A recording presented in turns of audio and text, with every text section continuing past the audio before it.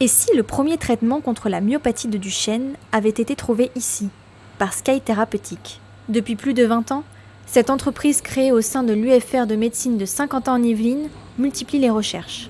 Leur objectif, aboutir à un traitement qui changerait le quotidien des patients.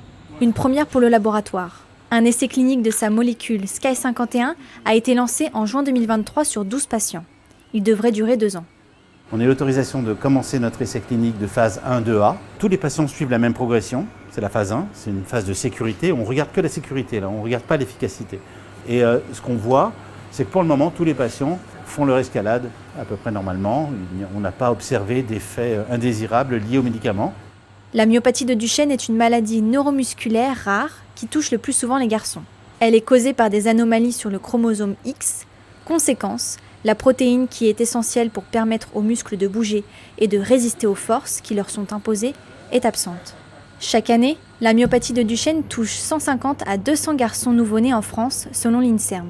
Et environ 2500 personnes sont affectées par la maladie dans l'Hexagone. C'est une maladie évidemment très grave qui conduit les enfants à...